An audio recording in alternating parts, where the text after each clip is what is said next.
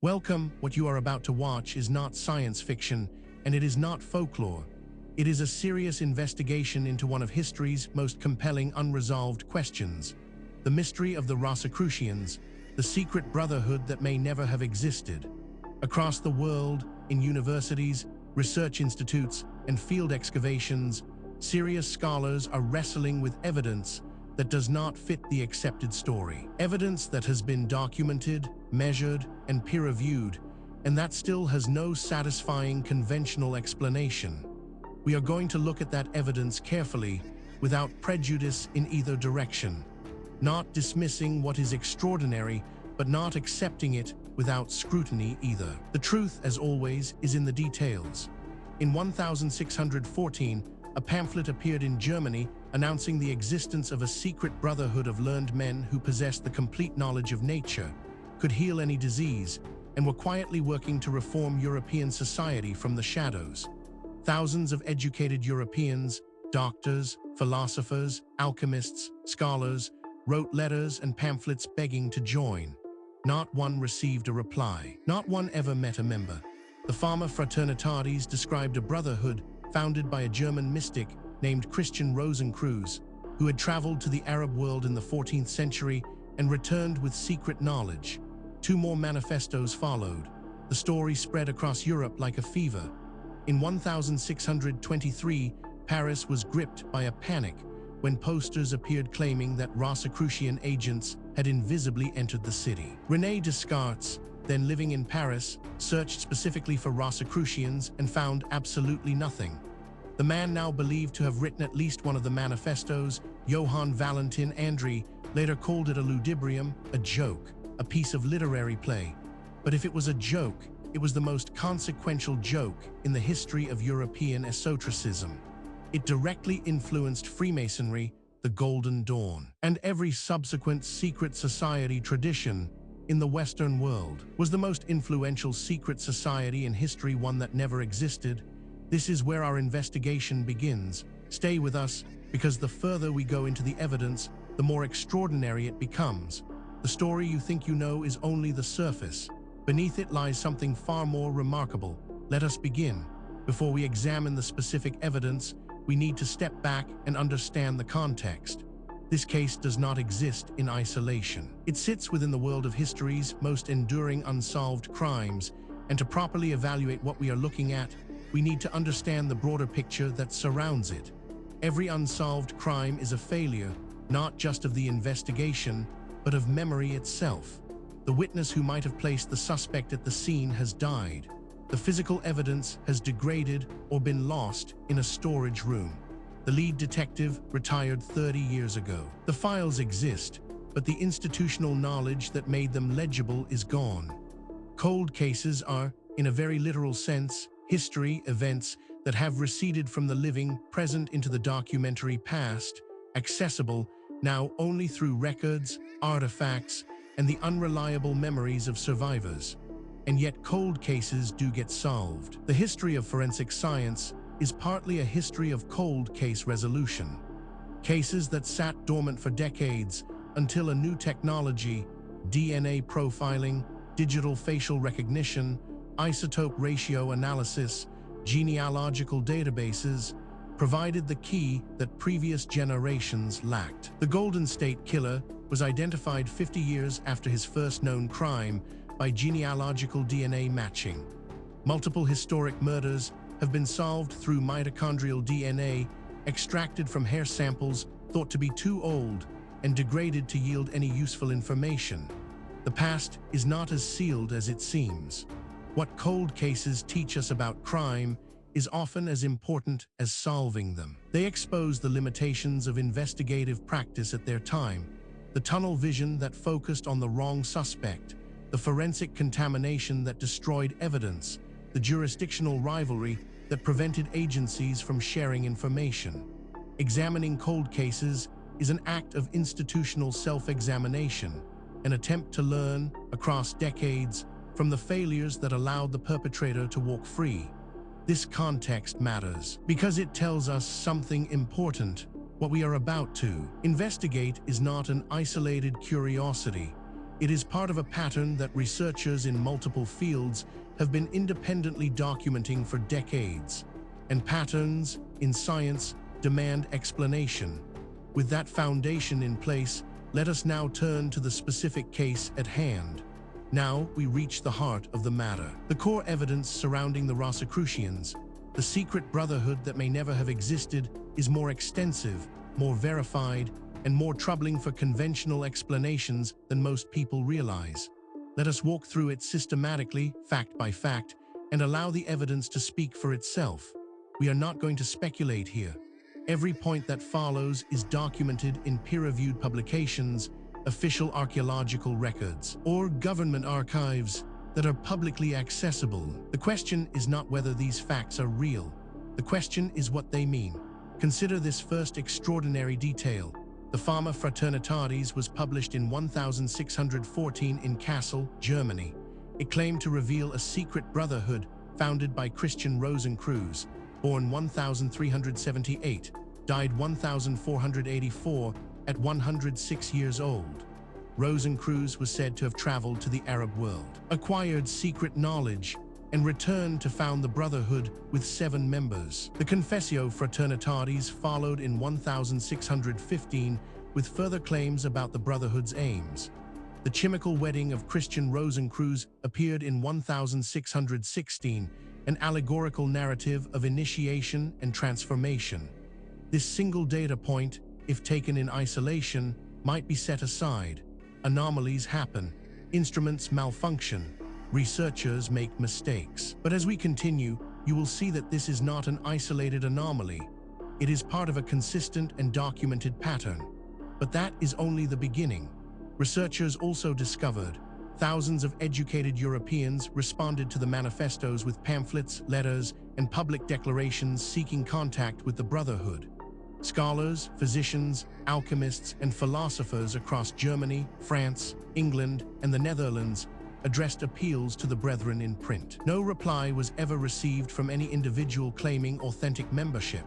No meeting with a verified Rosicrucian was ever documented. The Brotherhood, if it existed, maintained a silence so perfect that it was indistinguishable from non-existence.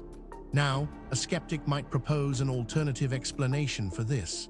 And that is entirely reasonable. We should always test alternative explanations before accepting extraordinary ones. The problem is that the alternative explanations, when examined carefully, create more problems than they solve. The mystery deepens when we examine.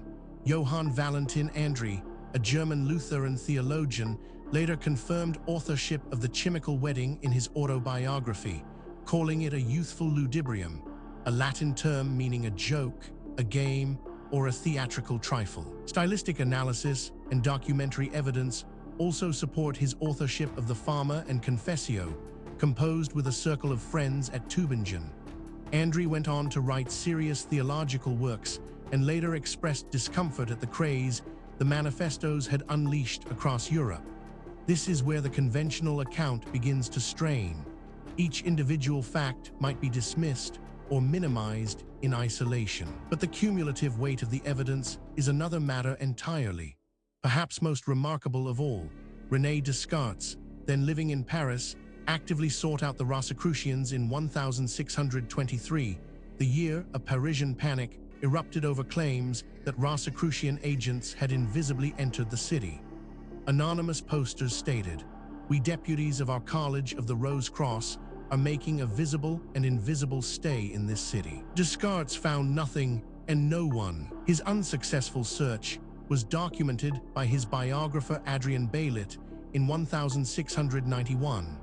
The Paris scare reportedly circulated approximately 30,000 pamphlets about the invisible invaders. Researchers who have examined this evidence have described it as genuinely difficult to explain within the accepted framework. These are not fringe commentators. They are credentialed academics publishing in mainstream journals, raising questions that the field has not yet satisfactorily answered. Then there is the matter of Francis Bacon's New Atlantis, published posthumously in 1627, describes a utopian scientific college called Salomon's House staffed by scholars who travel the world in secret collecting knowledge, a concept strikingly similar to the Rosicrucian program. Francis Yates argued in the Rosicrucian Enlightenment, 1972, that the manifestos represented a genuine Protestant political program for the reform of learning, influenced by Giordano Bruno's Hermeticism and connected to the political hopes surrounding the Elector Palatine Frederick V. What makes this particularly significant is its independence from the previous points. This is not a case of one theory requiring another. These are separate lines of evidence converging on the same uncomfortable conclusion.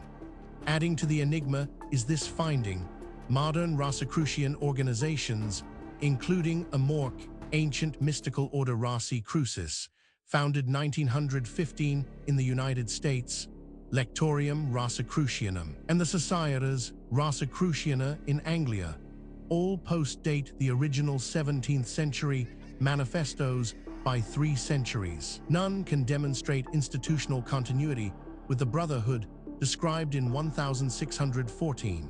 The original manifestos directly influenced 18th century Freemasonry. Several Masonic degrees explicitly adopted Rosicrucian symbolism and narrative, making the fictional Brotherhood foundational to real initiatory traditions. Taken together, these facts form a pattern that cannot be explained by coincidence, misidentification, or methodological error. Each piece of evidence has been examined by skeptics. Each has been subjected to alternative explanations, and in each case, the alternative explanation falls short of accounting for everything that has been documented. We are left with a body of evidence that demands explanation and an accepted narrative that does not provide one. This is where serious inquiry begins. Now that we have established the evidence, we need to examine the theories that researchers have proposed to explain the Rosicrucians, the secret brotherhood that may never have existed. This is where the debate becomes most intense, because the theories reflect not just different interpretations of the same evidence, but fundamentally different assumptions about what is possible and what the past looked like. Understanding these theories is not just an academic exercise. Each one has been championed by serious researchers with genuine credentials, and each one captures something that the others miss. The truth, if it is ever established, will likely draw on elements of several. The first major explanation, proposed by researchers, holds that the original manifestos were a satirical literary hoax composed by Andreae and a circle of Tübingen colleagues mocking the credulity of alchemists and would-be initiates, supported by Andreae's own ludibrium description and his later embarrassment at the episode. Under this reading, the failure of the Brotherhood to respond to thousands of letters was the entire point. The joke was on the responders. The main objection is that the manifestos contain a serious and coherent program for religious and intellectual reform inconsistent with pure satire. This interpretation has significant academic support and is backed by substantial evidence, but it is not without problems. Critics point out that it requires assumptions that go beyond what the evidence strictly supports, and that key predictions of this theory have not been confirmed by subsequent research. It remains contested, and the contest is productive. A rival school of thought argues that the manifestos announced a genuine secret society that successfully concealed itself from all outside inquiry, explaining the total absence of verified contact. The Brotherhood's invisibility was, on this reading, a demonstration of their skill rather than evidence of non-existence. This position requires accepting that a society of exceptional intellectual figures maintained perfect secrecy for decades across multiple countries, leaving no verifiable documentary trace in any archive, correspondence, or memoir of any member or former member. This theory is controversial, and deliberately so. Its proponents argue that the evidence demands an explanation outside the conventional framework. Critics counter that extraordinary claims require extraordinary evidence, and that the evidence presented, while suggestive, does not yet meet that standard. The debate continues in peer-reviewed literature. Perhaps the most unconventional theory suggests that the manifestos were a serious utopian program, a call to Protestant intellectuals to form a reform movement, which Andreae publicly disowned as a ludibrium only when it attracted unwanted political and religious attention.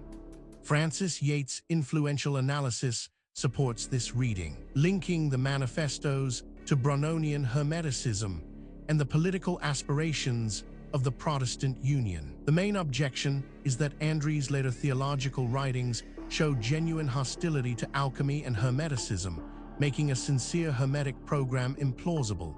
What is striking about this debate is not merely that experts disagree, that is normal and healthy in science. What is striking is the quality of the disagreement. Serious researchers, working from the same body of evidence, reaching genuinely different conclusions. That level of fundamental disagreement, when it persists over decades, is a signal that something important has not yet been understood. The question is not which of these theories is right.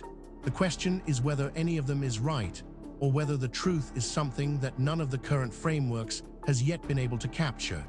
The case surrounding the Rosicrucians, the secret brotherhood that may never have existed, does not rest on speculation alone. What distinguishes this investigation from pure mythology is the existence of documented, physical, verifiable evidence, material that has been examined by credentialed researchers and whose authenticity is not seriously disputed. What is disputed is its interpretation. Let us review the most significant documented evidence as objectively as possible. We are not going to cherry-pick the data that supports a preferred conclusion. We are going to lay out what exists and let you draw your own assessment. Physical evidence supporting this account includes Andreae confirmed authorship of the Chimical Wedding in his autobiography Vita ab ipso conscripta, written in the 1640s, describing it as a youthful ludibrium. Stylistic and textual analysis conducted by subsequent scholars supports his authorship of the Fama and Confessio as well, composed with colleagues including Tobias Hess and Christoph, who sold at Tübingen. No contemporary document identifies any other author, and no authentic membership list or internal record of an actual brotherhood has been found in any European archive. This evidence has been subjected to independent verification. Skeptics have examined it. Alternative explanations have been proposed and tested. The data remains. The question of what it means remains open.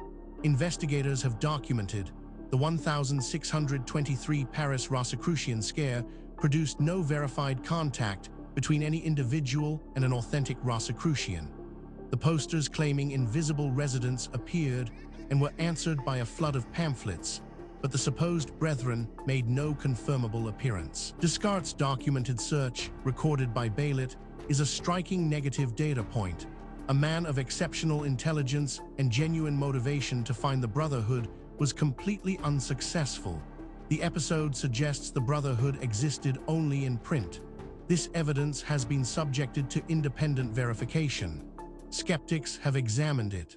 Alternative explanations have been proposed and tested. The data remains. The question of what it means remains open. On-site analysis revealed Yates' The Rosicrucian Enlightenment, 1972, remains the most influential academic study, arguing the manifestos represented a historically significant program connected to Bruno's Hermeticism and the hopes of the Protestant Union. Christopher McIntosh's The Rosicrucians provides the standard modern historical account. Neither work produces evidence of an actual brotherhood in 1614 to 1616. The scholarly consensus is that the manifestos were extraordinarily influential as literature and cultural program, regardless of whether a society ever existed. This evidence has been subjected to independent verification. Skeptics have examined it. Alternative explanations have been proposed and tested. The data remains. The question of what it means remains open. Each individual piece of evidence might, in principle, be explained away. A single anomalous artifact might be misidentified. A single anomalous date might reflect contamination. A single anomalous eyewitness account might reflect misperception. The question is whether all of the evidence can be explained away, and whether the explanations required are more or less plausible than the evidence itself. When multiple independent lines of inquiry converge on the same conclusion, that convergence is the most powerful signal in empirical science. And that is exactly what we are seeing here. We have examined the history, the evidence, and the theories surrounding the Rosicrucians, the secret brotherhood that may never have existed. Now we need to ask the question that is sometimes overlooked in discussions of ancient mysteries. Why does this matter? What does it mean for us today? It would be easy to file this away as an interesting historical curiosity, a puzzle from a distant past with no bearing on our present lives. That would be a fundamental mistake. The questions raised by this case touch on issues that are directly relevant to who we are, where we came from, and what the human story actually looks like before the period covered by conventional history. Modern Rosicrucian orders, Amorc, Lectorium Rosicrucianum, Rose plus Croix, all post-date the original manifestos by 3 centuries and cannot demonstrate institutional continuity with the 1614 Brotherhood. The Golden Dawn incorporated Rosicrucian elements in the 1880s. Freemasonry adopted Rosicrucian symbolism in the 18th century. Whether the manifestos were hoax or program is still actively debated in the history of science and religion. The episode was consequential regardless of its origins. It catalyzed a wave of interest in natural philosophy and secret knowledge that fed directly into the scientific revolution. Christopher McIntosh's The Rosicrucians is the standard modern history. The appeal of the manifestos lay in their promise of hidden knowledge held by invisible men, a promise that proved irresistible to educated Europeans in 1614 and has remained so ever since. Furthermore, the tools available to investigate these questions are advancing rapidly. Satellite imaging, ground-penetrating radar, ancient DNA analysis, isotopic tracing, and deep-sea sonar are all providing capabilities that previous generations of researchers could only dream of. Cases that were genuinely unresolvable 10 years ago are now open to new analysis, and the findings, consistently, are expanding rather than contracting the mystery. The investigation continues. New discoveries are being made. New analyses are being published. New voices are entering the conversation from disciplines that were not previously part of the discussion.